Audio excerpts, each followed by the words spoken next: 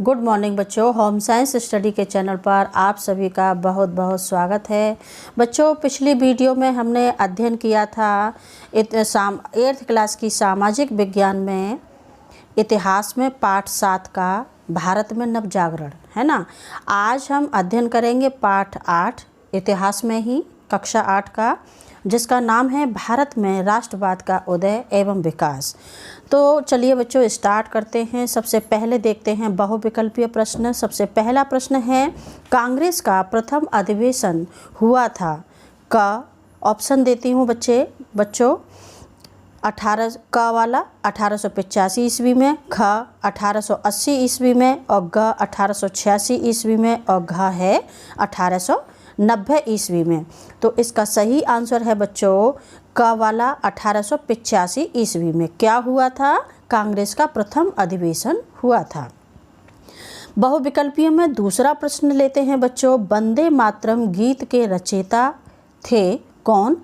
क बाल गंगाधर तिलक, ख बंकिम चंद्र चटर्जी, ग लाला लाजपत राय और घ गोपाल कृष्ण गोखले। तो इसका सही आंसर बच्चों ख वाला है बंकिम चंद्र चटर्जी। अब बच्चों देखते हैं अति लघु प्रश्न। तो उसमें सबसे पहले लेते हैं, भारतीय राष्ट्रीय कांग्रेस की स्थापना में अग्रणी भूमिका किस अधिकारी की रही।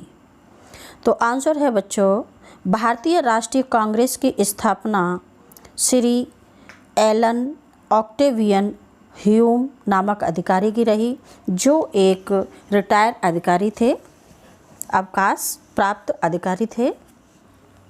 अगला प्रश्न लेते हैं, स्वराज्य हमारा जन्म सिद्ध अधिकार है, इसे हम लेकर रहेंगे, किसका कथन है। तो आंसर है बच्चों इसका स्वराज्य हमारा जन्म सिद्ध अधिकार है, इसे हम लेकर रहेंगे। यह कथन बाल गंगाधर तिलक का है।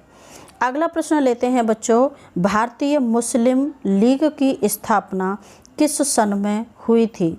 तो आंसर है बच्चों भारतीय मुस्लिम लीग की स्थापना 1906 में हुई थी। अगला प्रश्न लेते हैं बच्चों, नरम दल यानी कि उदारवादी, नरम दल को क्या कहते हैं, उदारवादी। तो नरम दल उदारवादी नेता कौन थे। तो आंसर है बच्चों इसका नरम दल यानी कि उदारवादी नेता दादा भाई नौरोजी, गोपाल कृष्ण गोखले, मदन मोहन मालवीय जी और सच्चिदानंद सिंह आदि नेता थे। अगला प्रश्न लेते हैं, गरम दल के नेता कौन थे। अभी बच्चों पहला प्रश्न में अभी हमने पढ़ा कि नरम दल के नेता कौन थे। अब ये देखिए गरम दल के नेता कौन थे। तो देखिए गरम दल के नेता बाल गंगाधर तिलक, लाला लाजपत राय और बिपिन चंद्र पाल, ये जो नेता थे गरम विचारधारा के नेता थे। अगला प्रश्न लेते हैं बच्चों, वंदे मातरम गीत ने भारतवासियों में कौन सी भावना जगाई। तो आंसर है बच्चों इसका वंदे मातरम गीत ने भारतवासियों में मातृभूमि के प्रति देश प्रेम की भावना जगाई। अगला प्रश्न लेते हैं बच्चों, बंगाल का विभाजन कब और किसने करवाया। आंसर है इसका बंगाल का विभाजन लॉर्ड कर्जन ने सन 1905 में किया और बंगाल को 2 भागों में विभाजित कर दिया और इसे बंग भंग आंदोलन के नाम से भी जानते हैं। किसके नाम से जानते हैं, बंग भंग आंदोलन के नाम से जानते हैं। अगला प्रश्न लेते हैं बच्चों, स्वदेशी का क्या तात्पर्य है या स्वदेशी का क्या अर्थ है। तो आंसर देखिए बच्चों, स्वदेशी यानी कि अपने देश के लोगों द्वारा बनाई गई चीज़ों का उपयोग करना। मैं दोबारा से बोलती हूँ बच्चों, स्वदेशी का मतलब यानी कि अपने देश के लोगों द्वारा बनाई गई वस्तुओं का उपयोग करना या चीज़ों का उपयोग करना।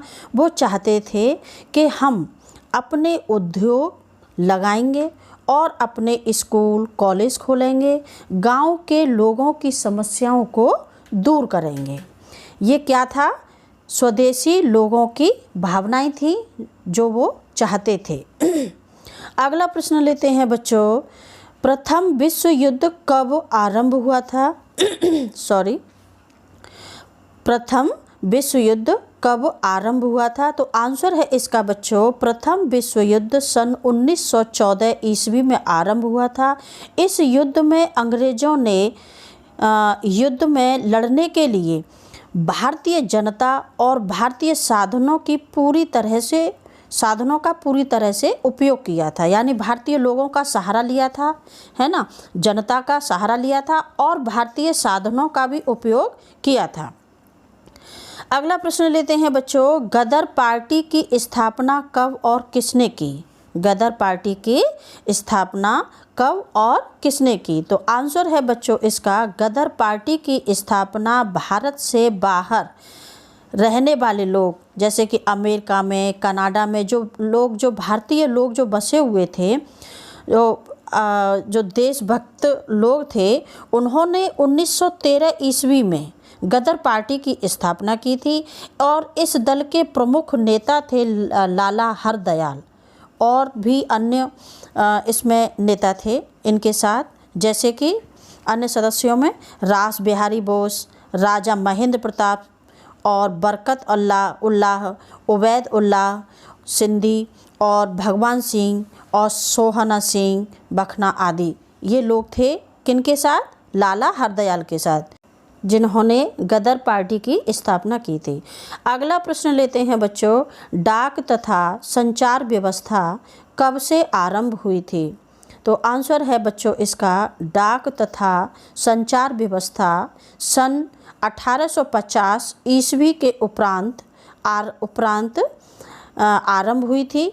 इस व्यवस्था से इस देश को एक करने में बहुत बड़ी सहायता मिली।